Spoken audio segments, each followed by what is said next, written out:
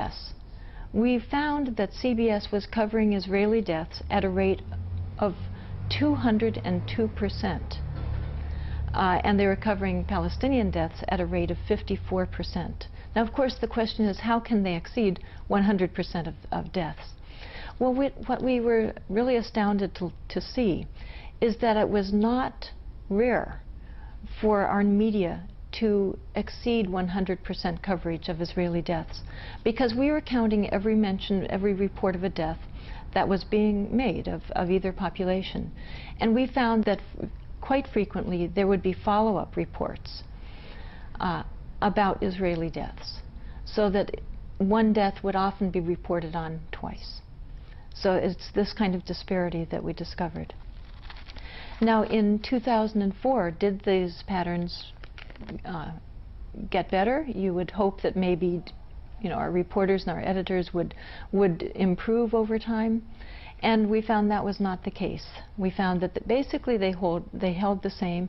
And in fact, in a number of cases, the distortion that we found in the first year had grown even greater. We saw that ABC, for example, reported on 157% of Israeli deaths, and at the same time they reported on 39% of Palestinian deaths.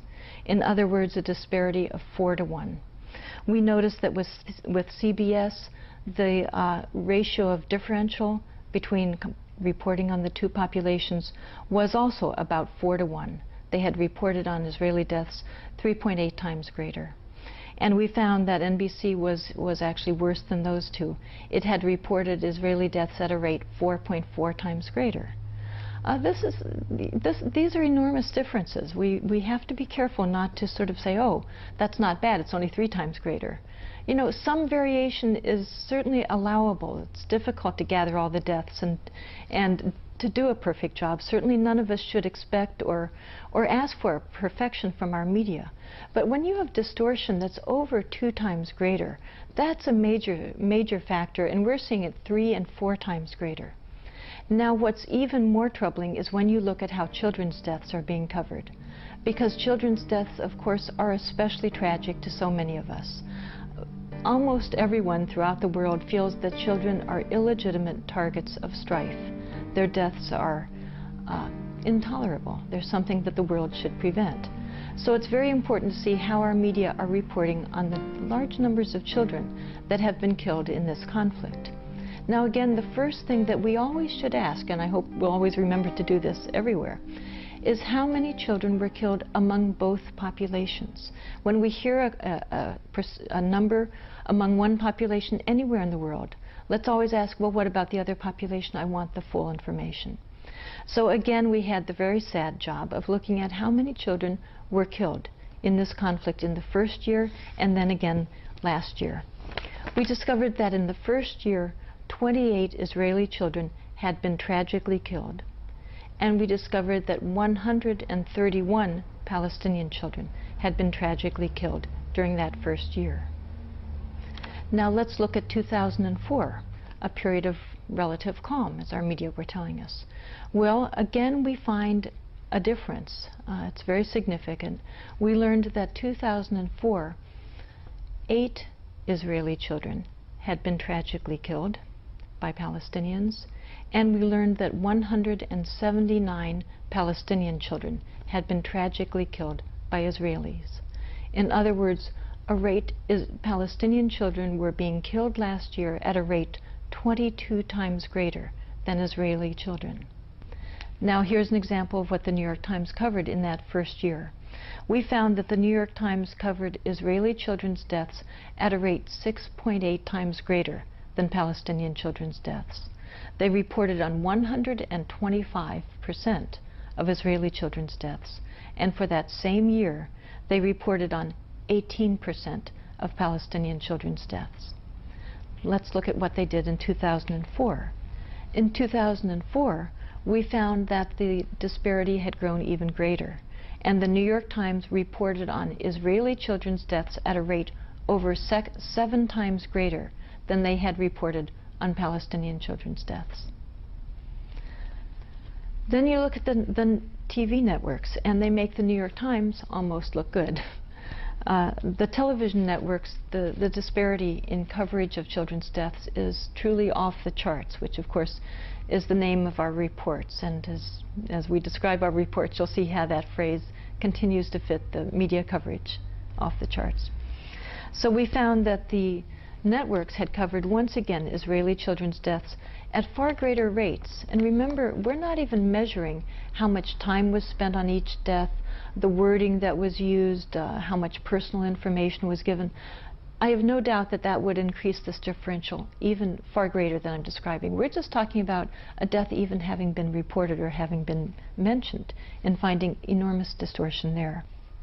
We found that in the first year of covering children's deaths, ABC covered Israeli children's deaths at a rate 13.8 times greater than Palestinian children's deaths.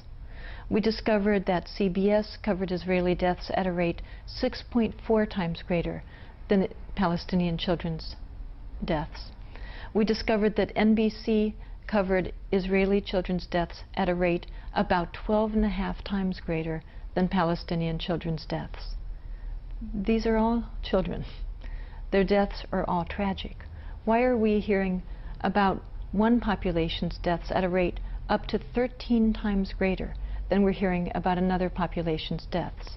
As Americans, we need full information, not information about only one population. Then we look at what the networks did in 2004. In 2004, we found that, again, this immense distortion was going on. We discovered that ABC covered Israeli children's deaths at a rate 9 times greater, CBS covered Israeli children's deaths at a rate almost 13 times greater, and NBC covered Israeli children's deaths at a rate approximately 10 times greater. Once again, a huge differential based on ethnicity in the reporting that we're getting from our media. Another way of looking at these deaths is in the following charts, where we show on one side the Israeli column is in blue, and you'll see that the top half of the column is a different shade of blue. Those are the repetitions of deaths that were reported in our media, where that makes the blue column, which is the Israeli death column, look significantly higher than the amount of death that was actually going on the ground. Then you compare that to the red column, the Palestinian column, and you'll notice that the top half, far more than half, I'm afraid, of that column is a vast empty column of Palestinian deaths that were never even reported once, making the Palestinian death column look far smaller than it was in reality. Now, of course, though, that empty column is full of tragedy. Every one of those children or men or women, whoever was killed, is still being mourned by their families. And yet their deaths were invisible to the American population, whose tax money Israel is using. That's why we have to know these facts. Another very revealing way of looking at these deaths is to chart them chronologically. In the following chart, the first line that you'll see is how the New York Times reported the deaths, the Israeli deaths. Now, in the next line, we'll show you the number of Israeli deaths that had actually occurred during that first year. Now, the next line will show how Palestinian deaths were reported in that first year. And the final line will be the number of Palestinian deaths that actually had occurred during that year. As you'll see, in time after time after time, the curves all follow the Israeli death rate, rather than the Palestinian reported deaths following their own death rate. This is startling to me, and I suspect will be startling to many people. Now, I'd like to just mention a few other studies, in addition to these major media that I've just described. Many people perhaps listen to NPR, to National Public Radio, and consider them considerably better. In fact, a number of years ago,